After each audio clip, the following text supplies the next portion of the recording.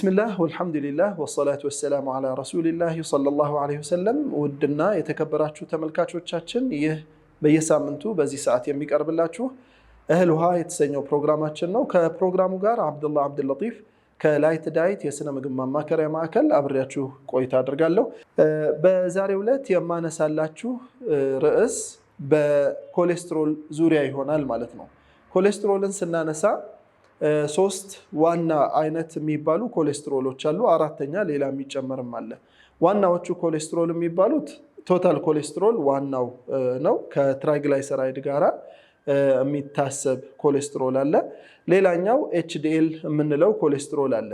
ኤችዲኤል ወይንም ጉድ ኮሌስትሮል የምንለው ለሆርሞኖች ለኢንዛይሞች መስሪያነት የሚያገለግል የኮሌስትሮል አይነት አለን ማለት ነው። በተቃራኒው ደግሞ ሶስተኛው ታይፕ ኤልዲኤል ወይንም ሎው ዴንሲቲ ሊፖፕሮቲን ይባላል። ባድ ኮሌስትሮል ወይንም መጥፎ የኮሌስትሮል አይነት ይባላል። ይሄ የኮሌስትሮል አይነት በብዛት ልባችን አካባቢ በመከማቸት የልብ ትቦዎችን ማጥበብ፣ የደም ቧንቧዎችን እንዲጠቡ ማድረግ ይችላል ማለት ነው። በተለይ ከትራይግላይሰራይድ ጋር ሲሆን ማለት ነው። ስለዚህ በአይነት አራት አይነት ሲኖሩ ሶስት አይነት ተደርገው ይከፈላሉ ማለት ነው። ኮሌስትሮል ቶታል ኮሌስትሮል የምንለው አለ፣ ጥሩ ኮሌስትሮል የምንለው አለ፣ ባድ ኮሌስትሮል ወይንም መጥፎ ኮሌስትሮል ደግሞ የምንለው አለ ማለት ነው። ስለዚህ ኮሌስትሮል ሊጨምር የሚችልባቸው ምክንያቶችን ነው ዛሬ የምናነሳው። በምን ምክንያት ኮሌስትሮል ሊጨምር ይችላል? እነዚህ ብዙ ጊዜ በልምድም ወይንም ደግሞ በሕክምናውም ሳናውቀው የሚጨምሩብን የኮሌስትሮል አይነቶች ናቸው ማለት ነው። ኮሌስትሮልን ሳይታወቅ የሚጨምሩ አይነት ነገሮች ናቸው። የመጀመሪያው ነጥብ ስትረስ ነው። ጭንቀት ወይንም ስትረስ ኮሌስትሮል እንዲጨምር ዋናው ምክንያት ይሆናል ማለት ነው። በተለያየ ምክንያት ጭንቀት፣ የሀሳብ መብዛት፣ የእረፍት ማጣት ሲኖር የኮርቲሶል የሚባለው የጭንቀት ሆርሞን እንዲጨምር ያደርገዋል። ከዛ ጋር ደግሞ ጎን ለጎን አድሪናሊን የሚባል ሌላ ሆርሞን ደግሞ እንደዛው እንዲጨምር ያደርጋል ማለት ነው።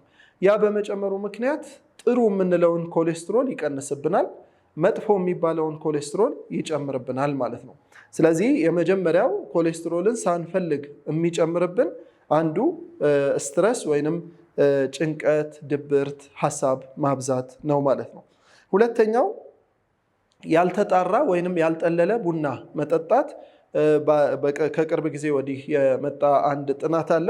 በኮሌስትሮልን እንደሚጨምር ተረጋግጧል ማለት ነው። በተለይ ቡናን ሳናጠል ከተፈላ ከተንተከተከ በኋላ ልንጠጣው ስንል ሳናጠል ከአተላው ጋር አብሮ መጠጣት ወይንም ደግሞ ከቡናው ከተፈጨው ቡና ጋር አብሮ መውሰድ ፊልተር ካልተደረገ ካልጠለለ ዳይተርፔንሲንስ የሚባሉ የቅባት አይነቶች አሉት ቡና ማለት ነው። እነዚህ ቅባቶች ወይንም ዘይቶች ቅድም እንዳልነው ጥሩውን ኮሌስትሮል ዝቅ እንዲያደርግ፣ መጥፎውን ኮሌስትሮል ደግሞ እንዲጨምር ያደርገዋል። በተለይ ጥሩውን ኮሌስትሮል ኤችዲኤል የሚባለውን ያወርድብናል ማለት ነው። ስለዚህ ቡናን አጥልሎ መጠጣት የተሻለ ኮሌስትሮልን ለመቀነስ ያግዘናል። በቀን 1 እና 2 ሲኒ ምንም ችግር የለውም። ከ2 ሲኒ በላይ ማብዛት ግን በተለይ ያልጠለለ ቡና ከሆነ ኮሌስትሮልን ለመጨመር ያስችለዋል ማለት ነው። ሶስተኛው የተለያዩ መድኃኒቶች ናቸው። የእርግዝና መከላከያ ኪኒኖች፣ ይሄ ለሚጥል በሽታ የሚሰጡ መድኃኒቶች፣ ለዲፕሬሽን ለጭንቀት የሚሰጡ መድኃኒቶች፣ አንቲቫይራሎች፣ የቫይረስ ኢንፌክሽን ሲኖር የሚሰጡ የተለያዩ መድኃኒቶች ኮሌስትሮልን ለመጨመር ያስችላቸዋል። ከዚህም ውጭ ደግሞ ስቴሮይድ የሚባሉ የሰውነትን የመከላከል አቅም የሚቀንሱ ለተለያዩ በሽታዎች የሚሰጡ መድኃኒቶች እንዲሁ ኮሌስትሮልን ይጨምራሉ ማለት ነው። የግፊት መድኃኒቶችም እንደዛው ኮሌስትሮልን እንደሚጨምሩ ተረጋግጠዋል ማለት ነው። አራተኛው ነጥብ የእንቅርት ችግር ሲኖር ኮሌስትሮል ሳንፈልገው እንዲጨምር ያደርገዋል። በተለይ ብዙ መስራት የማይችል የእንቅርት አይነት አለ፣ ሃይፖታይሮይዲዝም የሚባለው ያን አይነት ታይፕ ሲሆን ኮሌስትሮል እንዲጨምር ምክንያት ይሆናል ማለት ነው። በተለይ ከፍተኛ ድካም፣ የሰውነት መሰባበር አይነት ስሜት፣ ጡንቻዎቻችን መዛል ከጀመሩ እና ህመም ካመጣ በተለይ ስንነካ የሆነ ነገር ስናልፍ ሲመታን በጣም ህመም የሚሰማን ከሆነ ያንን ለሐኪም ሪፖርት በማድረግ የእንቅርት መኖር አለመኖርን ማሳየት ያስፈልጋል ማለት ነው ኢንሻአላህ። ይሄ አራተኛው ነጥባችን ነው። አምስተኛው ነጥብ የአይነት 2 የስኳር ህመም ኮሌስትሮልን እንደሚጨምር ተረጋግጧል። በተለያዩ አጋጣሚዎች የስኳር መጨመር ካለ በተለይ አይነት 2 የሚባለው እየጨመረ ከመጣ ኮሌስትሮልን በደንብ እንደሚጨምር ተረጋግጧል። ለዚህም ነው ከፍተኛ የሆነ ቁጥር የስኳር ታማሚዎች ከፍተኛ ቁጥር ካላቸው በተለይ ሄሞግሎቢን ኤዋንሲ የሚባለው ወይንም የ3 ወር ክምችት ስኳር የሚባለው በባዶ ሆድ ሲለኩ ከ250 በላይ እየሆነ የማይወርድ አይነት ከሆነ የኮሌስትሮል መድኃኒት ማስጀመር ግዴታ እንደሆነ ተረጋግጧል ማለት ነው። በዚህ በስኳር መጨመር ምክንያት ቀጥታ ስኳሩ የት ነው የሚሄደው? የተወሰኑ ፕሮቲኖች ጋር አታች ያደርጋል። እነዚህ ፕሮቲኖች በክምችት መልክ ሰውነታችን ውስጥ ሲቀመጡ በፕሮቲን መልክ መቀመጥ የማይችሉት ወደ ፋት ወደ አንሳቹሬትድ ወደሚባለው የቅባት አይነት ተጠራቅመው ተለውጠው ይቀመጣሉ ማለት ነው። የዛኔ ኮሌስትሮላችን እንዲጨምር ምክንያት ይሆናል። በተለይ ኤልዲኤል የሚባለውን ወይንም ባድ ኮሌስትሮል የሚባለውን የቅባት አይነት በጣም እንዲጨምር የኮሌስትሮል አይነት እንዲጨምር ያደርገዋል። ኤችዲኤል ደግሞ በጣም ቀስ ብሎ እንዲጨምር ሊያደርገው ይችላል ማለት ነው። ስለዚህ ተመጣጣኝ አይሆንም። ጥሩ ኮሌስትሮል የሚጨምርበትና መጥፎ ኮሌስትሮል የሚጨምርበት ተመጣጣኝ አይሆንም። መጥፎ ኮሌስትሮል የሚባለው ኤልዲኤል በፍጥነት ይጨምራል፣ በተለይ ስኳር ታማሚዎች ላይ አይነት 2 የሚባሉት ላይ። ኤልዲኤል ደግሞ ወይንም ኤችዲኤል የሚባለው ወይንም ጥሩ ኮሌስትሮል ደግሞ በጣም በዘገምተኛ ሁኔታ የሚጨምር ይሆናል ማለት ነው። ስለዚህ አምስተኛው ነጥባችን ኮሌስትሮል የሚጨምርበት አንዱ ምክንያት የአይነት 2 የስኳር ህመም ይሆናል ማለት ነው። ስድስተኛው ሜኖፖዝ ወይንም ማረጥ ሴቶች ላይ የሚከሰት ነው። ማረጥ ኢስትሮጂን እንዲቀንስ ያደርገዋል። በተለይ የሴቶች አንዱ ሆርሞን የሚባለው ኢስትሮጂን ነው። ኢስትሮጂን በቀነሰ ቁጥር ከእድሜ ጋር ተያይዞ በቀነሰ ቁጥር ኮሌስትሮልን እንድንቆጣጠር አያደርገንም። ስለዚህ ሳይፈለግ ኮሌስትሮል ሊጨምር ይችላል።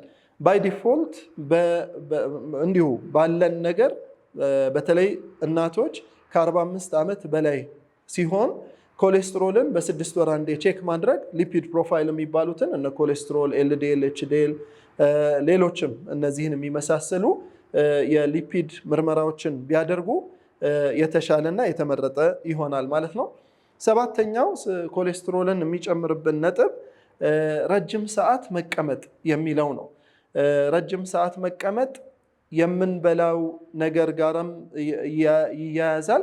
የምንበላው ነገር ብዙ ጊዜ ቅባታማ ነገሮች ከሆኑ ጣፋጭ ነገሮች ከሆኑ እነዚህ ነገሮች ረጅም ሰዓት በመቀመጣችን ወደ ይሄ የሜታቦሊዝም ሲስተማችን ወይንም ደግሞ ሰውነታችን ምግብን ፈጭቶ የማዳረሱ ሲስተም ላይ በጣም እስላጊሽ ይሆናል፣ በጣም ዘገምተኛ ይሆናል። በዚህ ምክንያት ቅባት የሚሄድበት ቦታ ሲያጣ የሚቀመጠው የደም ቧንቧዎች ውስጥ እና የጉበት ቦታ ላይ ጉበት ላይ ይሆናል ማለት ነው። በዚህ ምክንያት ኮሌስትሮል እየጨመረ ይመጣል። ለዚህ መፍትሄ መሆን የሚችለው ነገር ምንድን ነው? አንደኛ ያው እንዲህ አይነት ምግቦችን መቀነስ ነው። ብዙ መቀመጥ ግዴታ የሚሆንባቸው አይነት ሰዎች ከሆኑ ደግሞ ቢያንስ በ30 ደቂቃ 5 ደቂቃ ተነስተው ወክ ቢያደርጉ የተሻለ ይሆናል። ወይንም ደግሞ ስትሬቺንግ በ30 ደቂቃ ውስጥ ሰውነታቸውን ማሳሳብ ይኖርባቸዋል ማለት ነው። በአንድ ሰዓት ውስጥ ደግሞ ለ10 ደቂቃ ወክ አድርገው የተወሰኑ እንቅስቃሴዎችን አድርገው መመለስ መቀመጥ ያስፈልጋቸዋል ማለት ነው። ስለዚህ በ30 ደቂቃ የተወሰነ ቆም ብለን ስትረች ማድረግ ወይንም ደግሞ ማሳሳብ ሰውነታችንን ይፈልጋል። በ30 ደቂቃ ለ2 ደቂቃ በአንድ ሰዓት ውስጥ ደግሞ ወክ ማድረግ ለ5 ደቂቃ እስከ 10 ደቂቃ ማድረግ ይመከራል ማለት ነው። ይሄ ሰባተኛው ነጥባችን ነው። ስምንተኛው ነጥብ ደግሞ የጉበት ችግሮች ኮሌስትሮልን ይጨምራሉ። የተለያዩ የጉበት ችግሮች ይኖራሉ። እነዚህ ችግሮች ኮሌስትሮል እንዲጨምር ምክንያት ይሆናሉ ማለት ነው። በተለይ ነን አልኮሊክ የሚባለው የጉበት ጉዳት ማለት ነው። አልኮል ሳይጠጡ የጉበት ጉዳት የሚደርስባቸው ሰዎች ኮሌስትሮላቸው በጣም ይጨምራል። 9ኛው አልኮል መጠጣት የኮሌስትሮልን መጠን ይጨምረዋል። የተለያዩ ጥናቶች አሉ። ትንሽ መጠጣት ችግር የለውም እንደዛ የሚሉ አሉ። አልሙሂም ያው ሐራም መሆኑ ስለተረጋገጠ አልኮልን መቀነስ ሳይሆን ማቆሙ የተሻለ ዋና ጥሩ መንገድ ይሆናል። ያው ከሐራምነቱም አንፃር ከጉዳቱም አንፃር ማለት ነው። 10ኛ ኮሌስትሮልን የሚጨምር ነጥብ ደግሞ እርግዝና ነው። እርግዝና ላይ በተለይ እርግዝና በ3 ተርሞች ይከፈላል። የመጀመሪያው ከ1 ወር እስከ 3 ወር ያለው ነው። ሁለተኛው ከ4 ወር እስከ 6 ወር ያለው ነው። ሶስተኛው ደግሞ ከ7 ወር እስከ መውለጃው ሰዓት ድረስ ያለው ነው። የመጀመሪያው ተርም ላይ ብዙ ኮሌስትሮል ሳይጨምር ሊቆዩ ይችላሉ። ሁለተኛው ተርም ላይ ራይዝ ያደርጋል፣ እየጨመረ ይሄዳል። ሶስተኛው ላይ ደግሞ በጣም ይጨምራል። ይሄ የጨመረው ኮሌስትሮል ከወሊድ በኋላ እስከ 1 ወር ድረስ በዛው ጨምሮ ሊቀጥል ይችላል። በተለይ ለረጅም ጊዜ ያው ብዙ ጊዜ እንደምናገረው አራስ ቤት ማለት ብዙ እናቶች እህቶች የሚጎዱበት ቤት እንጂ የሚጠገኑበት ቤት አይደለም ነው የምለው። ምክንያቱም እንቅስቃሴ የለም፣ ከፍተኛ የቅባት መጠን ይወሰዳል። ከዛም በተረፈ ደግሞ ካርብ የሚወሰዱ ጣፋጭ ነገሮች ይበዛሉ። ማር ይኖራል፣ ተምር ይኖራል፣ ሌሎችም ነገሮች ይኖራሉ። እነዚህ ነገሮች በተጠራቀሙ ቁጥር በተጨማሪ እንደገና ደግሞ በዚህ ላይ ምንም አይነት የአካል ብቃት እንቅስቃሴ ሳይደረግ ለ40 ቀን ድረስ ይቆያሉ። በዚህ ምክንያት ከፍተኛ የሆነ ጉዳት ላይ የሚወድቁት የዚህን ሰዓት ነው። አሁን ደግሞ አዲሱ ጥናት የሚያሳየን እስከ 1 ወር ድረስ ከወሊድ በኋላ እስከ 1 ወር ድረስ ኮሌስትሮል እንደጨመረ ሊቆይ ይችላል። በዚህ ላይ እንደገና የአመጋገቡ ችግር እንዳለ ሆኖ ማለት ነው። ስለዚህ በተቻለ መጠን እህቶችና እናቶች በዚህ ሰዓት ላይ የምግብ መጠንን መቀነስ፣ የቅባት መጠንን መቀነስ፣ የአካል ብቃት እንቅስቃሴ በቂ የሆነ የአካል ብቃት እንቅስቃሴ ማድረግ ተገቢ ይሆናል ማለት ነው። በዚህ ሰዓት ነው ብዙ እናቶች የሐሞት ከረጢት ጠጠር የሚፈጠርባቸው በዚህ ሰዓት ነው። ስለዚህ በተቻለ መጠን በዚህ ሰዓት የሚኖረውን እንቅስቃሴ ማስተካከል ይገባቸዋል ማለት ነው። ይሄ 10ኛው ነጥቤ ነው። 11ኛው ነጥብ የኩላሊት ችግሮች ኮሌስትሮልን ይጨምራሉ። በተለያየ ምክንያት ኩላሊት ሲጎዳ አንደኛ ኢንፌክሽን በተደጋጋሚ ሲኖረው፣ ሁለተኛ እየተጎዳ ከሄደ በኋላ አንደኛና ሁለተኛ ደረጃ የኩላሊት ጉዳት የምንለው ሲደርስ ኩላሊት ፕሮሰስ ማድረግ የሚችልበትን የደምን ፕሮሰስ ማድረግ ማጣራት የሚችልበትን አቅም እያጣ ይሄዳል። በዚህ ምክንያት ኩላሊት ምን እየሆነ ይመጣል? ለኮሌስትሮል መጨመር ምክንያት እየሆነ ይመጣል። በተለይ ኤችዲኤልን እየቀነሰ ስለሚመጣ ማለት ነው። እንዲሁም እግረ መንገዱን ደግሞ ባድ ኮሌስትሮል የምንለውን እየጨመረብን ይመጣል ማለት ነው። 12ኛውና የመጨረሻው ኮሌስትሮልን ሊጨምሩ ከሚችሉ ነጥቦች የመጨረሻው ከፍተኛ የስኳር መጠን ያላቸው ምግቦች። ያው ከዚህ በፊትም በተደጋጋሚ ብለነዋል። ከፍተኛ ስኳር ያላቸው ምግቦች፣ ጥፍጥና ያላቸው ምግቦች መብዛታቸው፣ በተለይ ካርብ አዲክቲቭ የሆኑ ሰዎች አሉ። ኮሌስትሮል ምንድነው? ጣፋጭ ነገር በጣም ሱሰኛ የሆኑ ፒኮስ ያለባቸው። ፒኮስ የፖሊሲስቲክ ኦቫሪያን ሲንድረም የማህፀን ችግር ጋር የተያያዘ ችግር ነው። ያ ችግር ያለባቸው ሴቶች ጣፋጭ ላይ በጣም አዲክቲቭ ይሆናሉ። ክሬቪንግ ይኖራቸዋል። በተለያየ ጊዜ ቶሎ ቶሎ መራብ መብላት ይኖራቸዋል። ከዛ በተጨማሪ ደግሞ ማንኛውም ሰው ጣፋጭ ነገርን ሲወስድ ሌላ ተጨማሪ ጣፋጭን እንዲወስድ ያደርገዋል። ጣፋጭ ነገሮችን ከወሰድን በኋላ ብዙ ጊዜ የሌላ ተጨማሪ ጣፋጭ እንድንፈልግ ያደርገናል። ይሄ ደግሞ ጣፋጭ በራሱ ወይንም ካርብ በራሱ የሚያመጣው ኢፌክት ነው ሰውነታችን ላይ ማለት ነው።